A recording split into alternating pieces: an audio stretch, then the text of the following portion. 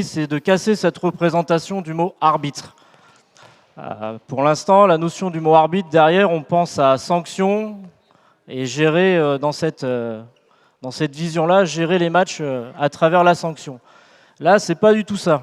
Là, on va essayer de vous faire vivre une séquence de 2 situations où l'idée, c'est de montrer qu'on peut commencer à parler de formation initiale du jeune arbitre à travers les séances d'entraînement. Tout type de séance d'entraînement. Généralement, on entend « je suis entraîneur, je ne sais pas former un JA », c'est faux. Pour moi, un jeune arbitre, c'est quoi? C'est un jeune licencié qui vient de notre activité handball. Si je viens jouer au handball, c'est pour prendre du plaisir. Nous, entraîneurs, notre première qualité, ça doit être de les fidéliser. Donc déjà, je ne viens pas pour arbitrer quand je viens jouer au handball, je viens là pour prendre du plaisir, pour jouer. Donc là, Boris, il va mettre en situation le jeu et on va vous montrer qu'à travers le jeu, on peut commencer à travailler cette lecture de jeu. Et on a une conviction, on est dans la formation initiale, que plus on va travailler sur cette relation-là, sur la lecture du jeu, plus tard, dans l'apprentissage, si le jeune est en situation d'arbitre, où là, la situation d'arbitre, c'est je suis capable de prendre un sifflet et de prendre une décision, bah peut-être que ça va aider et changer un petit peu les comportements. Les week-ends, on entend « Ah, cet arbitre, il n'est pas bon, il ne connaît pas le jeu ». Bah oui, sauf que pour connaître le jeu, il faut le vivre. Et pour le vivre, il faut être sur le terrain, il faut être joueur.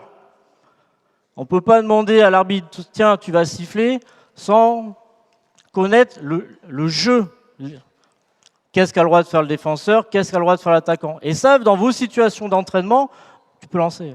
Vous le faites tout le temps. Tout le temps. Une école d'arbitrage, c'est pas « Ah, je dois entraîner et je dois avoir quelqu'un à côté de moi avec un sifflet, un formateur. » Vous pouvez très bien, là, donc on va vous présenter 4 ateliers, d'accord, où le défenseur va avoir un départ différent. Et en fonction du départ du défenseur, ça doit influencer son comportement défensif. Que ça soit sur petit espace ou grand espace. Et donc là, on est dans une situation de jeu où l'entraîneur, il ne gère pas spécialement l'arbitrage. On retire le joueur qui est en attente. Donc ça, les joueurs que vous avez qui sont blessés, les joueurs dans les rotations que vous mettez en place quand ils font de la proprio, tout ça, lui, par exemple, tous ceux qui sont là en noir, il va observer le duel. Il va regarder ce que fait le défenseur. Les défenseurs sont en blanc, les attaquants sont en bleu. Et donc lui, dans son activité de lecture, il doit lire ce qui va se passer. Et non contrairement à la notion d'arbitrage où ils vont siffler le résultat de la faute. Et ils vont regarder que le résultat final. D'accord? Où elle va être dans le flash.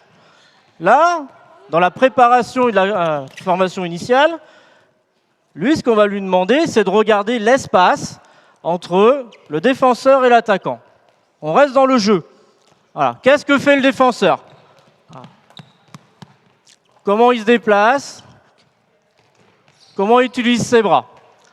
Là, dans les 4 situations, l'objectif du défenseur, c'est de les emmener vers l'extérieur. D'accord? Objectif de l'attaquant normal, attaquer fort intérieur. 4 départs différents. Là, ils font la rotation. Vous regardez où se place le défenseur en blanc. Il y en a un qui va être derrière le porteur de balle. Donc, on est dans une situation plutôt de poursuite. Donc, situation contre-attaque, montée de balle. De l'autre côté, on va être sur une autre situation où le défenseur, il est sur le côté, sur une fin de montée de balle.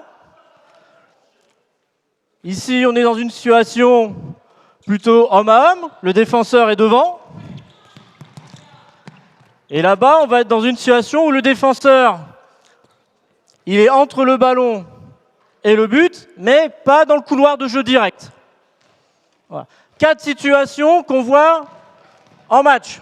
Si on refait le parallèle sur le match d'hier, il y a plusieurs situations où le défenseur se retrouver dans ces 4 thèmes. Donc là, nous, on a fait le choix pédagogique de vous montrer les 4 pour vous montrer derrière les incidences. Et surtout l'objectif de la démarche sur lui, là, qui est en attente. Travail de lecture, prendre des repères, les mêmes quand il sera défenseur. Donc on joue sur ce lien, je suis acteur, je suis observateur. Et à force de faire ce va-et-vient, on est comme tout à l'heure ce qu'a dit Max, sur je suis gardien de but, je passe joueur. On est sur les mêmes stratégies de la formation initiale. Et là, on n'a pas de sifflet. Là, c'est facile à gérer. Et tout entraîneur, c'est exactement les séances que vous mettez en place à chaque fois. Et une école d'arbitrage, dans un premier temps, c'est ça. C'est quoi? C'est être capable de mettre en situation tous les joueurs et être capable de lire le jeu. Voici, nous, la démarche, avec la fédération, la philosophie qu'on essaye de mettre en place maintenant. On sait que c'est un peu peut-être innovant, on sait que ça va être dur à mettre en place, mais le seul levier, c'est vous les entraîneurs. Ceux qui ont quotidien les joueurs à 2 fois, 3 fois même, selon le niveau, les joueurs sous la main, entre guillemets, c'est vous. Donc vous êtes les seuls à les faire évoluer. Maintenant, on a l'opportunité. Soit on va dans cette démarche-là et on va jusqu'au bout du truc, soit on laisse faire ce qui se faisait dans le passé, mais dans ce cas-là, on ne peut pas dire qu'on est maître derrière de son destin. Et on subit. Là, on a l'opportunité de modifier les choses. On a la nouvelle architecture des formations fédérales qui se met en place. On a un PPF qui est mis en place au niveau de la fédération, au niveau de l'arbitrage, qui est piloté par Alain de Certaines, qui va se mettre en place. On a tous ces leviers pour aller dans ce sens-là. Donc ça, on pourra en discuter si vous voulez, en salle après C8, après les animations. Mais le message premier à faire passer, c'est celui-là. Là, dans son activité de lecture, on valorise le travail de l'attaquant. C'est-à-dire, tout simplement, s'il a réussi à aller dans l'espace interne, le jeune lève le panneau numéro 3. Si l'attaquant va à l'extérieur, c'est le numéro 1. Et si par contre, il estime que le défenseur a fait une faute qui est en dehors du cadre du jeu, comme une poussette, il retient le maillot, il lève le petit panneau X, qui veut dire qu'il multipliera les points pour le défenseur. Voilà. Après, on peut utiliser différentes manières. Là, on a choisi le fait du petit papier pour montrer. Vous êtes tellement imaginatif que vous pouvez inventer tout ce que vous voulez. Il peut lever la main, il peut se mettre d'un côté. Enfin voilà, il y a des choses après à réfléchir. Nous, on est parti juste sur cette option-là aujourd'hui. Sur la deuxième situation, on vous montrera quelque chose d'autre. Sur le duel, vous avez le joueur